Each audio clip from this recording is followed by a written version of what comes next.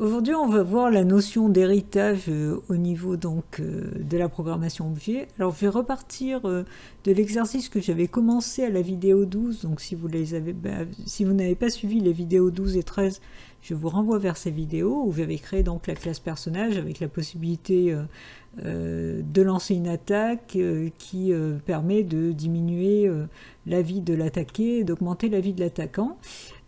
Donc là, ce que j'aimerais, c'est créer deux catégories différentes de personnages, les mortels et les immortels.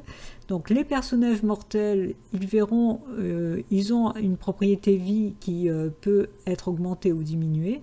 Ça ne sera pas le cas des immortels qui, eux, auront un pouvoir. Alors, le pouvoir, on ne va pas le gérer parce que ça ferait un peu long au niveau de la vidéo. On se contentera de l'afficher. Donc, je vais créer déjà une première classe donc, qui va être la classe mortelle.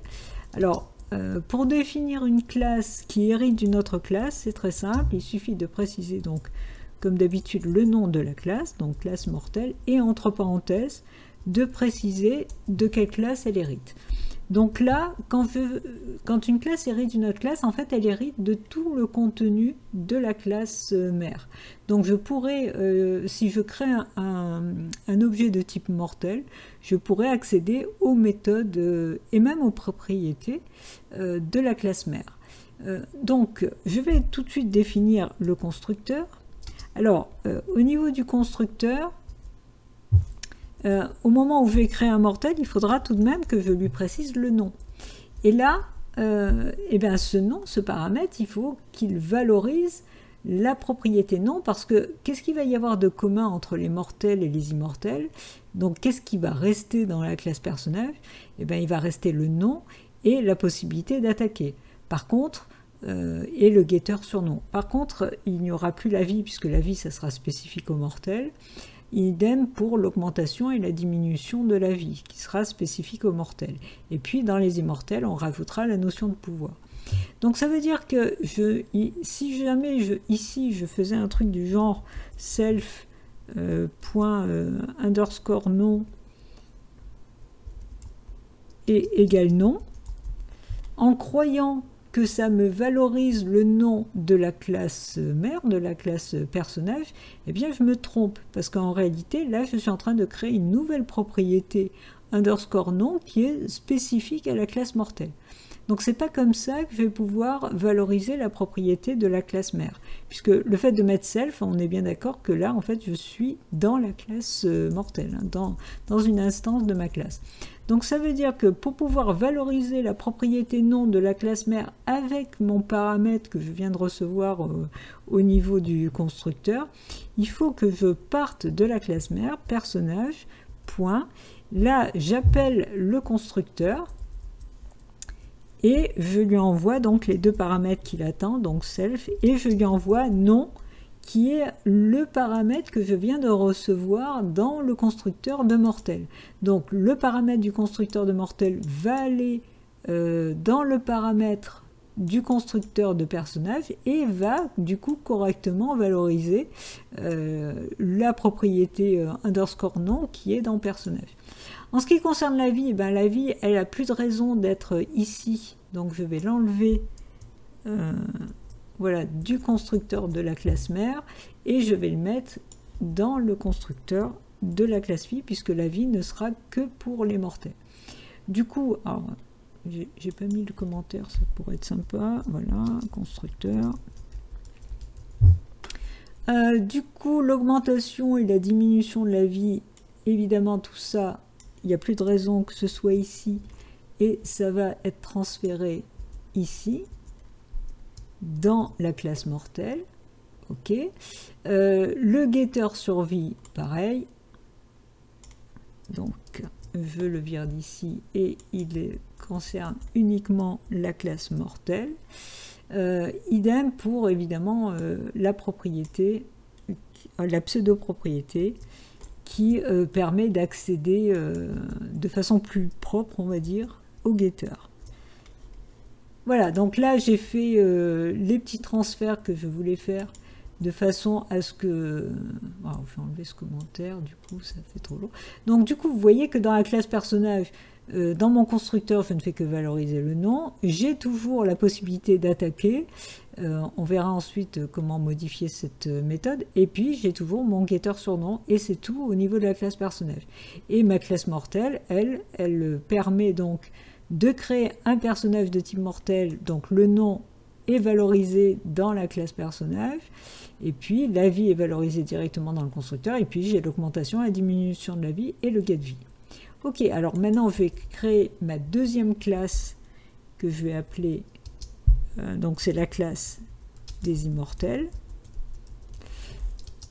Alors, même principe, elle va hériter, donc classe immortelle, elle va hériter de personnages.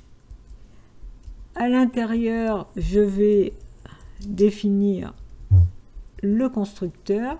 Alors cette fois-ci, il va y avoir deux paramètres, c'est-à-dire que quand je crée un immortel, il faut tout de même que je donne un nom et je vais faire le même système que pour les mortels, hein, c'est-à-dire qu'il faut que je valorise le nom de la classe personnage. Et puis on va dire que je vais demander de saisir le nom d'un pouvoir, par exemple. Du coup, je vais faire le même système qu'ici, hein, que dans la classe mortelle, c'est-à-dire que je vais appeler le constructeur de la classe immortelle pour pouvoir valoriser le nom.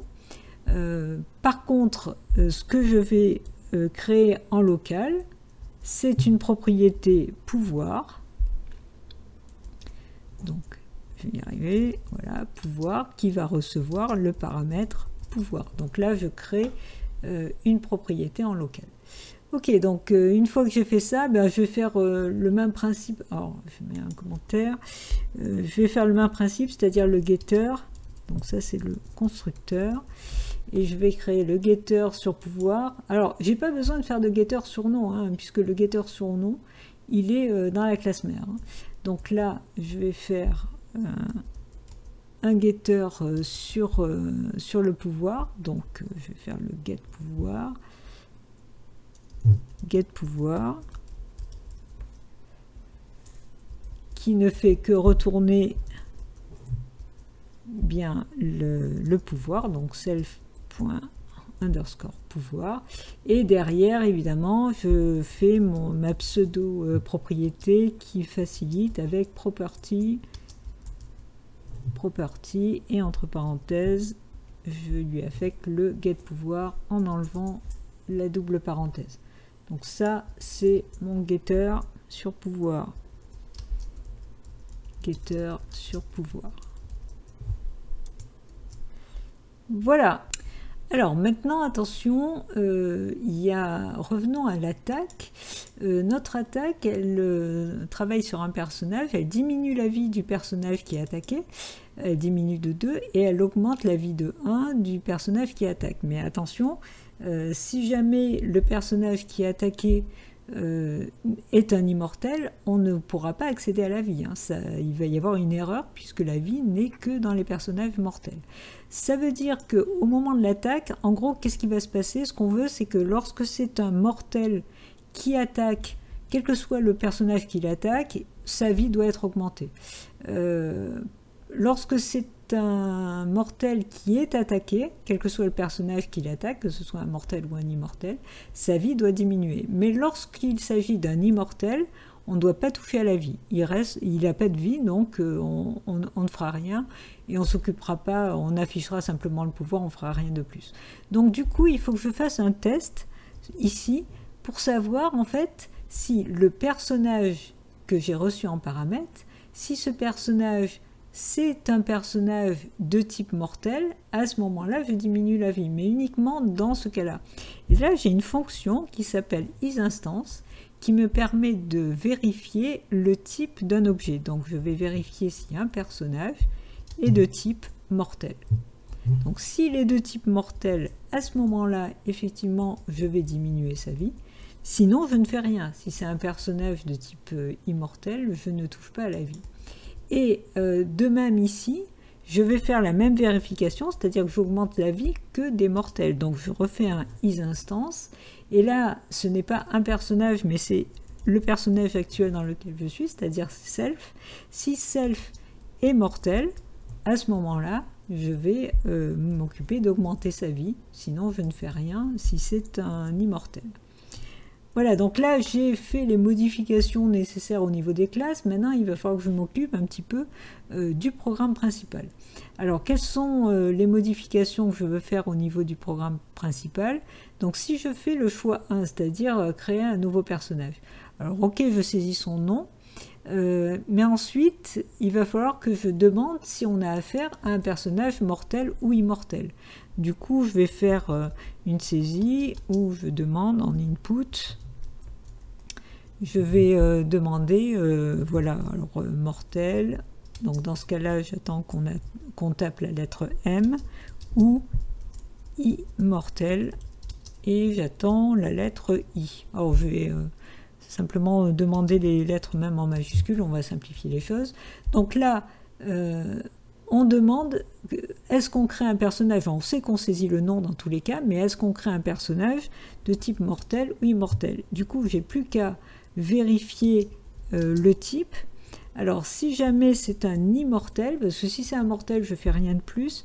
Par contre, si c'est un immortel, il faut que je saisisse en fait le pouvoir. Je vais juste saisir un pouvoir, par exemple. Donc là, je vais faire un input et je vais demander le pouvoir. Voilà. Donc, une fois que j'ai mon pouvoir, je vais pouvoir créer un objet. Et là, voilà. Alors, attendez, nouveau, voilà. Un nouveau personnage. Et attention, là, l'idée, c'est, puisque je suis dans le cas d'un immortel, je vais créer non pas un personnage, mais je vais créer un immortel. Et l'immortel, qu'est-ce qu'il attend?